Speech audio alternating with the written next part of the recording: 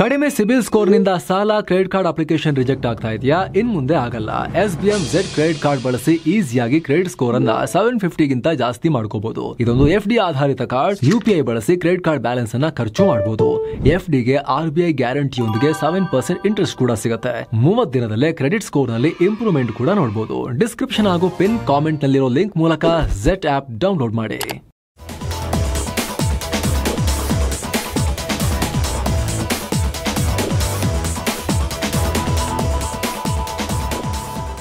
Hi friends, ಇದು ಮಸ್ತ್ಮಗ.ಕಾಮ್ನ international bulletin ಸುತ್ತು ಜಗತ್ತು.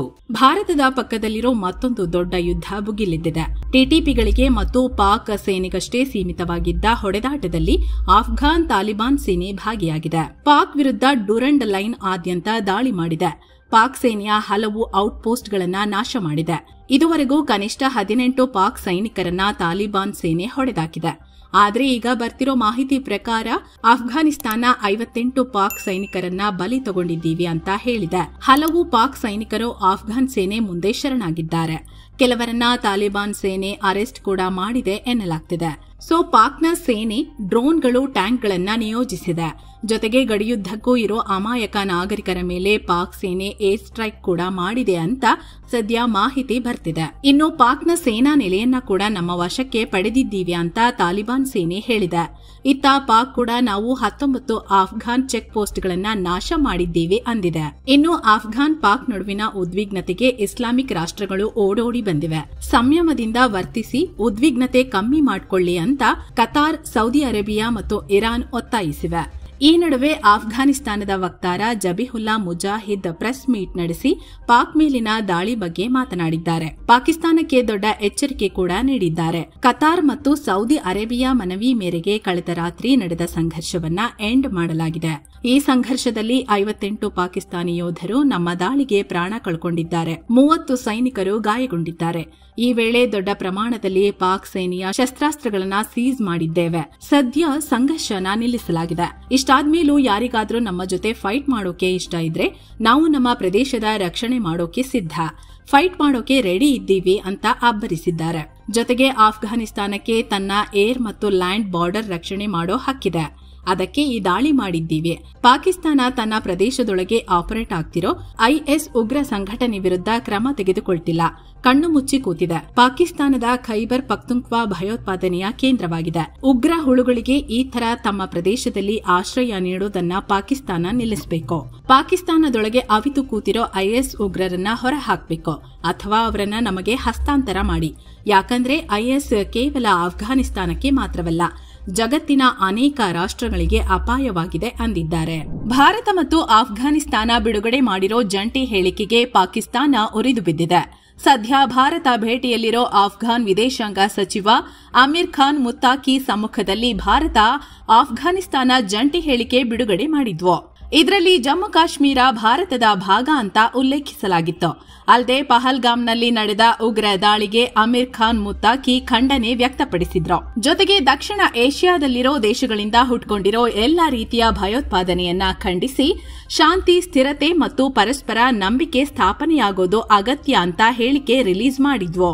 ಇದಕ್ಕೆ ಉರಿದು ಬಿದ್ದ ಪಾಕಿಸ್ತಾನ ಅಫ್ಘಾನಿಸ್ತಾನದೊಂದಿಗೆ ರಾಜತಾಂತ್ರಿಕ ಪ್ರತಿಭಟನೆ ಸಲ್ಲಿಸಿದೆ. ಜಮ್ಮು ಕಾಶ್ಮೀರ ಭಾರತದ ಭಾಗವೆಂದು ಹೇಳೋದು ವಿಶ್ವಸಂಸ್ಥೆಯ ಭದ್ರತಾ ಮಂಡಳಿಗೆ ಸಂಬಂಧಿಸಿದ ನಿರ್ಣಯಗಳ ಸ್ಪಷ್ಟ ಉಲ್ಲಂಘನೆ. ಇದು ತುಂಬಾನೇ ಸೂಕ್ಷ್ಮವಾದ ವಿಚಾರ. ಭಾರತ ಅಕ್ರಮವಾಗಿ ಆಕ್ರಮಿಸಿಕೊಂಡಿರೋ ಜಮ್ಮು ಕಾಶ್ಮೀರ ಜನರ ತ್ಯಾಗ ಮತ್ತು ಭಾವನೆಗಳನ್ನ ಕಡೆಗಣಿಸಿದ ಹಾಗಾಗತ್ತೆ ಅಂತ ಪಾಕ್ ವಿದೇಶಾಂಗ ಇಲಾಖೆ ಹೇಳಿದೆ. ಇನ್ನು ಭಯೋತ್ಪಾದನೆ ಪಾಕ್ನ ಆಂತರಿಕ ವಿಷಯ ಅಂತ ಮುತ್ತಾಕಿ ಹೇಳಿದ್ರು. ಇದನ್ನ ಕೂಡ ಪಾಕ್ ತಳ್ಳಿ ಹಾಕಿದೆ. ಅಫ್ಘಾನ್ ನೆಲದಿಂದ ಆಗ್ತಿರೋ ಉಗ್ರ ದಾಳಿಗಳ ಬಗ್ಗೆ ನಾವು ಪದೇ ಪದೇ ನಿಮ್ಗೆ ತಿಳಿಸ್ತಾನೆ ಇದ್ದೀವಿ. ಪಾಕಿಸ್ತಾನದ ಮೇಲೆ ಭಯೋತ್ಪಾದನೆಯ ಹೊಣೆ ಹೊರಿಸಿದ್ರೆ ನಿಮ್ಮ ಜವಾಬ್ದಾರಿ ಮುಗಿಯಲ್ಲ. ಈ ಪ್ರದೇಶದಲ್ಲಿ ಶಾಂತಿ ಮತ್ತು ಸ್ಥಿರತೆಯನ್ನ ಕಾಪಾಡುವುದು ನಿಮ್ಮ ಕೆಲಸ ಕೂಡ, ಅದನ್ನ ಮರಿಬೇಡಿ ಅಂದಿದೆ. ಇನ್ನು ಸ್ನೇಹಿತರೆ, ಪ್ರಪಂಚದ ಬೇರೆ ಬೇರೆ ಕಡೆ ಏನಾಗಿದೆ ಅಂತ ನೋಡೋಕ್ಕೂ ಮೊದಲು ನಮ್ಮ ಆತ್ಮೀಯ ವೀಕ್ಷಕರಲ್ಲಿ ಒಂದು ಸಣ್ಣ ಮನವಿ. ನೀವಿನ್ನು ನಮ್ಮ ಚಾನೆಲ್ನ ಸಬ್ಸ್ಕ್ರೈಬ್ ಮಾಡಿಲ್ಲ ಅಂದ್ರೆ ದಯವಿಟ್ಟು ಈ ಕೂಡಲೇ ಸಬ್ಸ್ಕ್ರೈಬ್ ಮಾಡಿ.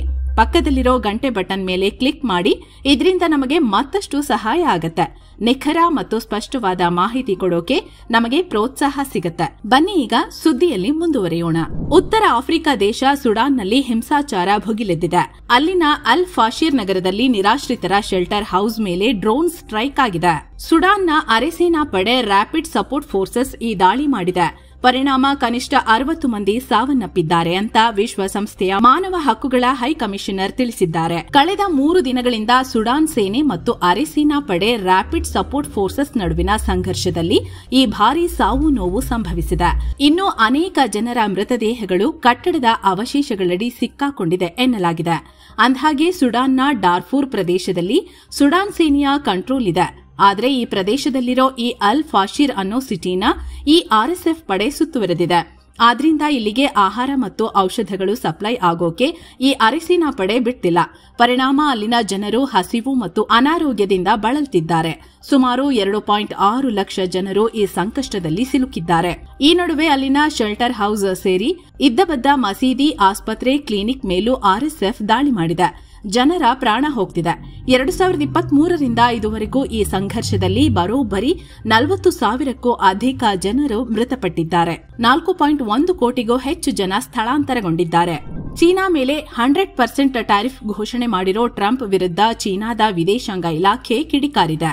ಟ್ರಂಪ್ರ ನಡೆಯನ್ನ ಡಬಲ್ ಸ್ಟ್ಯಾಂಡರ್ಡ್ ಅಂತ ಕರೆದಿದೆ. ಟ್ರಂಪ್ರ ಹೆಚ್ಚುವರಿ ಟ್ಯಾರಿಫ್ ಘೋಷಣೆ ಅಮೆರಿಕದ ಡಬಲ್ ಸ್ಟ್ಯಾಂಡರ್ಡ್ಗೆ ಸ್ಪಷ್ಟ ಉದಾಹರಣೆ. ಇಂತಹ ಟ್ಯಾರಿಫ್ ಯುದ್ಧಗಳಲ್ಲಿ ನಮ್ಮ ನಿಲುವು ಸ್ಥಿರವಾಗಿದೆ.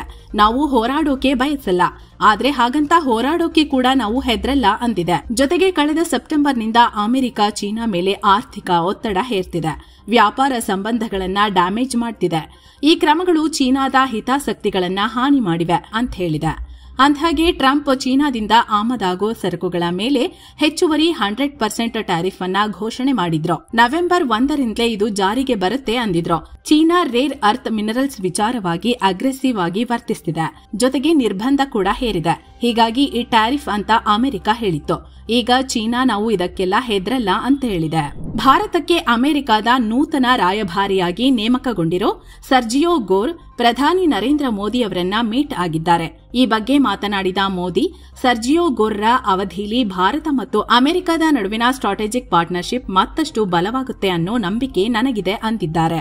ಇನ್ನ ಅಮೆರಿಕ ಅಧ್ಯಕ್ಷ ಡೊನಾಲ್ಡ್ ಟ್ರಂಪ್ರಿಗೆ ಬಹಳ ಹತ್ತಿರವಾಗಿರೋ ಈ ಸರ್ಜಿಯೋ ಗೋರ್ ರಿಯಾಕ್ಟ್ ಮಾಡಿ, ನಮ್ಮ ಅಧ್ಯಕ್ಷರು ಪ್ರಧಾನಿ ನರೇಂದ್ರ ಮೋದಿ ಅವರನ್ನ ಅದ್ಭುತವಾದ ವ್ಯಕ್ತಿ ಮತ್ತು ಪರ್ಸನಲ್ ಫ್ರೆಂಡ್ ಅಂತ ಪರಿಗಣಿಸುತ್ತಾರೆ. ಪ್ರಧಾನಿ ಮೋದಿ ಅವರನ್ನ ಮೀಟ್ ಮಾಡಿ ತುಂಬಾ ಸಂತೋಷವಾಯಿತು. ನಾವು ಉಭಯ ದೇಶಗಳ ರಕ್ಷಣಾ, ವ್ಯಾಪಾರ ಮತ್ತು ತಂತ್ರಜ್ಞಾನ ಕ್ಷೇತ್ರದಲ್ಲಿರೋ ದ್ವಿಪಕ್ಷೀಯ ಸಮಸ್ಯೆ ಬಗ್ಗೆ ಚರ್ಚೆ ಮಾಡಿದ್ವಿ. ಎರಡೂ ದೇಶಗಳಿಗೆ ಕ್ರಿಟಿಕಲ್ ಮಿನರಲ್ಸ್ ಎಷ್ಟು ಮುಖ್ಯ ಅನ್ನೋದರ ಕುರಿತು ಡಿಸ್ಕಸ್ ಮಾಡಿದ್ದೇವೆ. ಭಾರತ ಜೊತೆಗಿನ ಸಂಬಂಧನ ಅಮೆರಿಕ ಯಾವತ್ತೂ ಗೌರವಿಸುತ್ತೆ, ಇಂಪಾರ್ಟೆನ್ಸ್ ಕೊಡುತ್ತೆ ಅಂತ ಹೇಳಿದ್ದಾರೆ. ಇನ್ನ ಈ ಮೀಟಿಂಗ್ ನಂತರ ಗೌರ್ ಪ್ರಧಾನಿ ಮೋದಿ ಅವರಿಗೆ ಒಂದು ಫೋಟೋ ಫ್ರೇಮ್ ಪ್ರೆಸೆಂಟ್ ಮಾಡಿದ್ದಾರೆ. ಇದರಲ್ಲಿ ಈ ವರ್ಷದ ಆರಂಭದಲ್ಲಿ ಮೋದಿ ಮತ್ತು ಟ್ರಂಪ್ ಅಮೆರಿಕದಲ್ಲಿ ಭೇಟಿಯಾದ ಫೋಟೋಗೆ ಫ್ರೇಮ್ ಹಾಕಲಾಗಿದೆ. ಜೊತೆಗೆ ಫೋಟೋ ಮೇಲೆ ಟ್ರಂಪ್ ಮಿಸ್ಟರ್ ಪ್ರೈಮ್ ಮಿನಿಸ್ಟರ್ ನೀವು ಗ್ರೇಟ್ ಅಂತ ಬರೆದಿರೋ ಸಂದೇಶ ಇದೆ. ಜೊತೆಗೆ ಅವರ ಸಹಿ ಕೂಡ ಇದೆ. ಇದನ್ನ ಗೋರ್ ಮೋದಿ ಅವರಿಗೆ ಗಿಫ್ಟ್ ಆಗಿ ನೀಡಿದ್ದಾರೆ. ಗಾಜಾ ಶಾಂತಿ ಒಪ್ಪಂದ ಕುರಿತು ಹಮಾಸ್ ಬಿಗ್ ಸ್ಟೇಟ್ಮೆಂಟ್ ನೀಡಿದೆ. ಒಪ್ಪಂದದ ಪ್ರಕಾರ ಮುಂಬರೋ ಸೋಮವಾರದಿಂದ 48 ಇಸ್ರೇಲಿ ಒತ್ತೆಯಾಳುಗಳನ್ನ ರಿಲೀಸ್ ಮಾಡೋ ಪ್ರಕ್ರಿಯೆ ನಡೆಯುತ್ತೆ ಅಂತ ಹಮಾಸ್ ಹೇಳಿದೆ. ಇದಕ್ಕೂ ಕೆಲ ಹೊತ್ತಿನ ಮುಂಚೆ ಇದೇ ಹಮಾಸ್ ಇತರ ಪ್ಯಾಲೆಸ್ತೈನ್ ಗುಂಪುಗಳು ಅಂದ್ರೆ Islamic jihad, popular front for the liberation of Palestine ಜೊತೆ ಸೇರಿ ಜಂಟಿ ಹೇಳಿಕೆ ನೀಡಿತ್ತು. ಆ ವೇಳೆ ಗಾಜಾದಲ್ಲಿ ಕೇವಲ ಪ್ಯಾಲೆಸ್ತೈನ್ ಅಧಿಕಾರಿಗಳು ಮಾತ್ರ ಆಡಳಿತ ನಡೆಸಬೇಕು, ಇನ್ನುಳಿದಂತೆ ಯಾವುದೇ ವಿದೇಶಗಳು ಗಾಜಾ ಆಡಳಿತದಲ್ಲಿ ಹಸ್ತಕ್ಷೇಪ ಮಾಡಬಾರದು. ಆದ್ರೆ ಯುದ್ಧದಿಂದ ಹಾನಿಗೊಳಗಾದ ಗಾಜಾವನ್ನ ಮರು ನಿರ್ಮಾಣ ಮಾಡೋಕೆ ಅರಬ್ ದೇಶಗಳು ಮುಂದಾಗೋದಾದ್ರೆ ಆಗ್ಲಿ, ಬಟ್ ಪ್ಯಾಲೆಸ್ತೈನಿಯರ ಸಾರ್ವಭೌಮತೆಯನ್ನ ಗೌರವಿಸಬೇಕು ಅಂತ ಹೇಳಿದೆ. ಇನ್ನೊಂದ್ ಕಡೆ ಇದೇ ಹಮಾಸ್ ಮತ್ತೊಂದು ದೊಡ್ಡ ಹೇಳಿಕೆ ನೀಡಿದೆ. ಗಾಜಾ ಶಾಂತಿ ಒಪ್ಪಂದ ಕುರಿತು ಈಜಿಪ್ಟ್ನಲ್ಲಿ ಮಾತುಕತೆ ನಡೆಯಲಿದೆ. ಅಲ್ಲಿ ನಮ್ಮನ್ನ ಗಾಜಾದಿಂದ ಹೊರಹಾಕೋ ಪ್ರಸ್ತಾಪ ಮಾಡಬಹುದು. ಹೀಗಾಗಿ ನಾವು ಅದರಲ್ಲಿ ಭಾಗಿಯಾಗಿ ಡೀಲ್ಗೆ ಸಹಿ ಹಾಕೋದಿಲ್ಲ ಅಂತ ಹೇಳಿದೆ. ಈ ಮೂಲಕ ತಾವು ಗಾಜಾವನ್ನ ಮಾತ್ರ ಬಿಟ್ಟು ಹೋಗಲ್ಲ ಅನ್ನೋದನ್ನ ಹಮಾಸ್ ತಿಳಿಸಿದೆ. ಯುಕ್ರೇನ್ ವಿರುದ್ಧ ತನ್ನ ದಾಳಿನ ತೀವ್ರಗೊಳಿಸಿರೋ ರಷ್ಯಾ ವಿರುದ್ಧ ನ್ಯಾಟೋ ದೇಶಗಳು ದೊಡ್ಡ ಹೆಜ್ಜೆ ಇಡ್ತಿವೆ. ರಷ್ಯಾ ಗಡಿಯಲ್ಲಿ ಈ ವಾರ 12 ಗಂಟೆ ಕಾಲ ಈ ಎಲ್ಲಾ ದೇಶಗಳು ತಮ್ಮ ಏರ್ ಕ್ರಾಫ್ಟ್ಗಳ ಮೂಲಕ ಜಂಟಿಯಾಗಿ ಗಸ್ತು ತಿರುಗೋ ಕೆಲಸ ಮಾಡಿವೆ. ಈ ಬಗ್ಗೆ ಯುಕೆ ಕನ್ಫರ್ಮೇಷನ್ ನೀಡಿದೆ. ನಮ್ಮ ರಾಯಲ್ ಏರ್ಫೋರ್ಸ್ನ 2 ಏರ್ಕ್ರಾಫ್ಟ್ಗಳು ಈ ಜಂಟಿ ಗಸ್ತು ಮಿಷನ್ನಲ್ಲಿ ಭಾಗಿಯಾಗಿದ್ವು.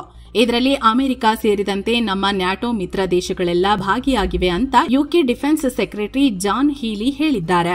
ಈ ಮೂಲಕ ಯುಕ್ರೇನ್ ವಿರುದ್ಧ ತೀವ್ರ ದಾಳಿ ಹಾಗೂ ನ್ಯಾಟೋ ಪ್ರದೇಶದಲ್ಲಿ ರಷ್ಯಾ ಡ್ರೋನ್ ಹಾರಿಸಿದ ಆಕ್ರಮಣಕಾರಿ ನೀತಿಗೆ ಕೌಂಟರ್ ಕೊಡೋಕೆ ನ್ಯಾಟೋ ದೇಶಗಳು ಈ ಕೆಲಸ ಮಾಡ್ತಿವೆ ಎನ್ನಲಾಗ್ತಿದೆ. ಇನ್ನೊಂದ್ ಕಡೆ ಯುಕ್ರೇನ್ ಅಧ್ಯಕ್ಷ ವೊಲಡಿಮಿರ್ ಝೆಲೆನ್ಸ್ಕಿ ಟ್ರಂಪ್ಗೆ ಕಾಲ್ ಮಾಡಿ ಮಾತನಾಡಿದ್ದಾರೆ. ಈ ವೇಳೆ ಇಸ್ರೇಲ್ ಮತ್ತು ಹಮಾಸ್ ಮಧ್ಯೆ ಗಾಜಾ ಕದನ ವಿರಾಮ ಮಾಡಿಸಿದ್ದಕ್ಕಾಗಿ ಟ್ರಂಪ್ಗೆ ಅಭಿನಂದನೆ ಹೇಳಿದ್ದಾರೆ. ಜೊತೆಗೆ ಇದೊಂದು ಅತ್ಯುತ್ತಮ ಸಾಧನೆ. ಒಂದು ಭಾಗದಲ್ಲಿ ಯುದ್ಧ ನಿಲ್ಲಿಸೋಕೆ ಸಾಧ್ಯ ಆದ್ರೆ ರಷ್ಯಾ ಯುಕ್ರೇನ್ ಸಂಘರ್ಷ ಕೂಡ ಎಂಡ್ ಮಾಡಬಹುದು, ಅಂದ್ರೆ ನಮ್ಮ ಯುದ್ಧನೂ ನಿಲ್ಲಿಸಿ ಅನ್ನೋ ಅರ್ಥದಲ್ಲಿ ಮಾತನಾಡಿದ್ದಾರೆ. ಅಲ್ಲದೆ ಯುಕ್ರೇನ್ನ ಎನರ್ಜಿ ಸೈಟ್ಸ್ ಮೇಲೆ ರಷ್ಯಾ ದಾಳಿ ಮಾಡ್ತಿರೋದನ್ನ ಟ್ರಂಪ್ ಜೊತೆ ಡಿಸ್ಕಸ್ ಮಾಡಿದ್ದೀನಿ. ಜೊತೆಗೆ ಏರ್ ಡಿಫೆನ್ಸ್ ಮೂಲಕ ನಮ್ಮನ್ನ ನಾವು ಹೇಗೆ ರಕ್ಷಿಸಿಕೊಳ್ಳಬೇಕು ಅನ್ನೋ ಬಗ್ಗೆನೂ ಟ್ರಂಪ್ ಜೊತೆ ಚರ್ಚೆ ಮಾಡಿರೋದಾಗಿ ಝೆಲೆನ್ಸ್ಕಿ ತಿಳಿಸಿದ್ದಾರೆ. ಅಮೆರಿಕದಲ್ಲಿ ಮತ್ತೆ ಗುಂಡಿನ ದಾಳಿಯಾಗಿದೆ. ಮಿಸ್ಸಿಸಿಪ್ಪಿ ರಾಜ್ಯದ 2 ಕಡೆ ಶುಕ್ರವಾರ ರಾತ್ರಿ ಈ ಘಟನೆಯಾಗಿದೆ. ಪರಿಣಾಮ ಕನಿಷ್ಠ 8 ಜನ ಸಾವನ್ನಪ್ಪಿದ್ದಾರೆ. ಒಂದ್ ಕಡೆ ಲೇಲ್ಯಾಂಡ್ನಲ್ಲಿ ಹೈಸ್ಕೂಲ್ ಫುಟ್ಬಾಲ್ ಮ್ಯಾಚ್ ಮುಗಿದ ನಂತರ ಈ ಇನ್ಸಿಡೆಂಟ್ ಆಗಿದೆ. ಅಲ್ಲಿ 6 ಜನ ಸಾವನ್ನಪ್ಪಿದ್ದಾರೆ. ಸದ್ಯ ಗಾಯಗೊಂಡವರನ್ನ ಸ್ಥಳೀಯ ಆಸ್ಪತ್ರೆಗೆ ದಾಖಲಿಸಿ ಚಿಕಿತ್ಸೆ ನೀಡಲಾಗ್ತಿದೆ. ಇನ್ನು ಈ ಘಟನೆ ಬಗ್ಗೆ ಪೊಲೀಸರು ಸದ್ಯ ಯಾರನ್ನ ಕೂಡ ಅರೆಸ್ಟ್ ಮಾಡಿಲ್ಲ, ತನಿಖೆ ಮುಂದುವರೆಸಿದ್ದಾರೆ. ಮತ್ತೊಂದು ಕಡೆ ಬಾಂಗ್ಲಾ ಸೇನೆಯಲ್ಲಿ ಕೆಲಸ ಮಾಡ್ತಿರೋ ಹಾಗೂ ನಿವೃತ್ತಿ ಹೊಂದಿರೋ ಎಲ್ಲಾ ಸೇರಿ ಒಟ್ಟು 15 ಅಧಿಕಾರಿಗಳನ್ನ ಅರೆಸ್ಟ್ ಮಾಡಲಾಗಿದೆ. ಬಾಂಗ್ಲಾದಲ್ಲಿ ಹಿಂದಿನ ಶೇಖ್ ಹಸೀನಾ ಸರ್ಕಾರದಲ್ಲಿ ಅಪರಾಧ ಕೃತ್ಯಗಳಲ್ಲಿ ಭಾಗಿಯಾಗಿದ್ರು ಅಂತ ಹೇಳಿ ಅವರನ್ನೆಲ್ಲ ಈಗ ಮಿಲಿಟರಿ ಕಸ್ಟಡಿಗೆ ತಗೊಳ್ಳಲಾಗಿದೆ. ಹೀಗಂತ ಬಾಂಗ್ಲಾ ಆರ್ಮಿಯ ಮೇಜರ್ ಜನರಲ್ ಮೊಹಮ್ಮದ್ ಹಕೀಮುಜ್ಜಮಾನ್ ಹೇಳಿದ್ದಾರೆ. ಇನ್ನೊಂದ್ ಕಡೆ ಮಧ್ಯಂತರ ಸರ್ಕಾರದ ಮುಖ್ಯಸ್ಥ ಮೊಹಮ್ಮದ್ ಯೂನಸ್ ಬಾಂಗ್ಲಾದಲ್ಲಿ ಹಿಂದೂಗಳ ಮೇಲೆ ಯಾವುದೇ ಹಿಂಸಾಚಾರ ಆಗ್ತಿಲ್ಲ ಅಂತ ಮತ್ತದೇ ರಾಗ ಹಾಡಿದ್ದಾರೆ. ಅಲ್ಲದೆ ನಮ್ಮ ದೇಶಗಳಲ್ಲಿ ಹಿಂದೂಗಳ ಮೇಲೆ ದಬ್ಬಾಳಿಕೆ ಮಾಡಲಾಗ್ತಿದೆ ಅಂತ ಹೇಳಿ ಭಾರತವೇ ಸುಳ್ಳು ಸುದ್ದಿ ಹಬ್ಬಿಸುತ್ತಿದೆ. ಸಾಮಾನ್ಯವಾಗಿ ಭೂ ವಿವಾದ ಸೇರಿ ಇತರ ಕಾರಣಗಳಿಂದಾಗಿ ಎಲ್ಲಾ ದೇಶಗಳ ತರ ನಮ್ಮಲ್ಲೂ ಗಲಾಟೆಯಾಗ್ತಿವೆ. ಅದಕ್ಕೇನೆ ಕೋಮು ಗಲಭೆ ಅನ್ನೋ ಬಣ್ಣ ಬಳಿಯಲಾಗ್ತಿದೆ ಅಂತ ಭಾರತದ ವಿರುದ್ಧ ಆರೋಪ ಮಾಡಿದ್ದಾರೆ. ಇನ್ನು ಕತಾರ್ನ ರಾಜತಾಂತ್ರಿಕ ಅಧಿಕಾರಿಗಳು ಪ್ರಯಾಣಿಸುತ್ತಿದ್ದ ಕಾರ್ ಅಪಘಾತಕ್ಕೀಡಾಗಿದೆ.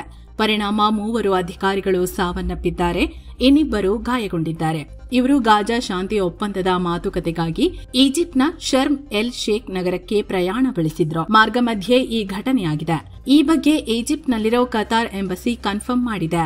ಇನ್ನು ಈಜಿಪ್ಟ್ನಲ್ಲಿ ಅಕ್ಟೋಬರ್ 13ರಂದು ನಡೆಯಲಿರೋ ಗಾಜಾ ಶಾಂತಿ ಶೃಂಗಸಭೆಯಲ್ಲಿ ಭಾಗವಹಿಸುವಂತೆ ಅಮೆರಿಕ ಅಧ್ಯಕ್ಷ ಟ್ರಂಪ್ ಮತ್ತು ಈಜಿಪ್ಟ್ ಅಧ್ಯಕ್ಷ ಅಬ್ದೆಲ್ ಫತೇಹ್ ಅಲ್ ಸಿಸಿ ಪಿಎಂ ಮೋದಿಗೆ ಆಹ್ವಾನ ನೀಡಿದ್ದಾರೆ ಅಂತ ವರದಿಯಾಗಿದೆ. ಇನ್ನು ಅಮೆರಿಕ ಅಧ್ಯಕ್ಷ ಟ್ರಂಪ್ಗೆ ನೊಬೆಲ್ ಶಾಂತಿ ಪ್ರಶಸ್ತಿ ಕೊಡಬೇಕು ಅಂತ ಕೊನೆ ಘಳಿಗೆಯಲ್ಲಿ ರಷ್ಯಾ ಕೂಡ ಬೆಂಬಲ ನೀಡಿತ್ತು. ಟ್ರಂಪ್ ಜಾಗತಿಕ ಬಿಕ್ಕಟ್ಟುಗಳನ್ನು ಪರಿಹರಿಸೋಕೆ ಪ್ರಯತ್ನ ಪಟ್ಟಿದ್ದಾರೆ ಅಂದಿತ್ತು. ಇದಕ್ಕೆ ಟ್ರಂಪ್ ರಷ್ಯಾ ಅಧ್ಯಕ್ಷ ಪುಟಿನ್ಗೆ ಧನ್ಯವಾದ ತಿಳಿಸಿದ್ದಾರೆ. ತಮ್ಮ ಟ್ರುತ್ ಸೋಷಿಯಲ್ನಲ್ಲಿ ಥ್ಯಾಂಕ್ ಯು ಪ್ರೆಸಿಡೆಂಟ್ ಪುಟಿನ್ ಅಂತ ಕ್ಯಾಪ್ಷನ್ ಹಾಕಿ ಪುಟಿನ್ ಮಾತನಾಡಿರೋ ವಿಡಿಯೋ ಶೇರ್ ಮಾಡಿದ್ದಾರೆ. ಅಮೆರಿಕದ ಮಾಜಿ ಅಧ್ಯಕ್ಷ ಜೋ ಬೈಡನ್ಗೆ ಕಳೆದ ಮೇನಲ್ಲಿ ಪ್ರಾಸ್ಟೇಟ್ ಕ್ಯಾನ್ಸರ್ ಇರೋದು ಕನ್ಫರ್ಮ್ ಆಗಿತ್ತು. ಹೀಗಾಗಿ ಬೈಡನ್ ಈಗ ರೇಡಿಯೇಷನ್ ಥೆರಪಿ ಹಾಗೂ ಹಾರ್ಮೋನ್ ಟ್ರೀಟ್ಮೆಂಟ್ ಪಡಿತಿದ್ದಾರೆ ಅಂತ ಅವರ ವಕ್ತಾರರು ಹೇಳಿದ್ದಾರೆ. ಅಂದ್ಹಾಗೆ ಮುಂದಿನ ತಿಂಗಳು ನವೆಂಬರ್ 20ಕ್ಕೆ ಬೈಡನ್ 83 ವರ್ಷಕ್ಕೆ ಕಾಲಿಡ್ತಿದ್ದಾರೆ. ಮೆಕ್ಸಿಕೋದಲ್ಲಿ ಭಾರೀ ಮಳೆ ಸುರಿದು ಭೂಕುಸಿತ ಮತ್ತು ಪ್ರವಾಹ ಉಂಟಾಗಿದೆ. ಪರಿಣಾಮ ಮೃತಪಟ್ಟವರ ಸಂಖ್ಯೆ ಇದೀಗ 37ಕ್ಕೆ ಏರಿಕೆಯಾಗಿದೆ. 16,000ಕ್ಕೂ ಹೆಚ್ಚು ಮನೆಗಳಿಗೆ ಡ್ಯಾಮೇಜ್ ಆಗಿದೆ. ಸದ್ಯ ಸಾವಿರಾರು ಯೋಧರು ಸೇರಿ ರಕ್ಷಣಾ ಕಾರ್ಯಾಚರಣೆಯಲ್ಲಿ ತೊಡಗಿದ್ದಾರೆ. ಇನ್ನು ಅಮೆರಿಕದ ಟೆನೆಸ್ಸಿ ರಾಜ್ಯದಲ್ಲಿರೋ ಸ್ಫೋಟಕ ತಯಾರಿಕಾ ಕಾರ್ಖಾನೆಯಲ್ಲಿ ಸ್ಫೋಟ ಸಂಭವಿಸಿತ್ತು. ಸುಮಾರು 19 ಜನ ಕಾಣೆಯಾಗಿದ್ರು ಅಂತ ವರದಿಯಾಗಿತ್ತು. ಈಗ ಸುಮಾರು 16 ಜನ ಸಾವನ್ನಪ್ಪಿದ್ದಾರೆ ಅಂತ ಅಧಿಕಾರಿಗಳು ಸ್ಪಷ್ಟನೆ ನೀಡಿದ್ದಾರೆ. ನಿಮಗೆ ಈ ವಿಡಿಯೋ ಇಷ್ಟ ಆಗ್ತಿದ್ರೆ, ನಮ್ಮ ಈ ಪ್ರಯತ್ನ ನಿಮಗೆ ವ್ಯಾಲ್ಯೂಯಬಲ್ ಅನ್ಸಿದ್ರೆ ಈ ಕೂಡಲೇ ಕೆಳಗೆ ಕಾಣ್ತಿರೋ ಜಾಯಿನ್ ಆಪ್ಷನ್ ನ ಕ್ಲಿಕ್ ಮಾಡಿ ನಮ್ಮನ್ನ ಬೆಂಬಲಿಸಿ. ಸೊ ಫ್ರೆಂಡ್ಸ್, ಇದಾಗಿತ್ತು ಇವತ್ತಿನ ಜಗತ್ತಿನ ಸುತ್ತಾಟ. ಮತ್ತೆ ಭೇಟಿಯಾಗ್ತಿರೋಣ. ನಮಸ್ಕಾರ.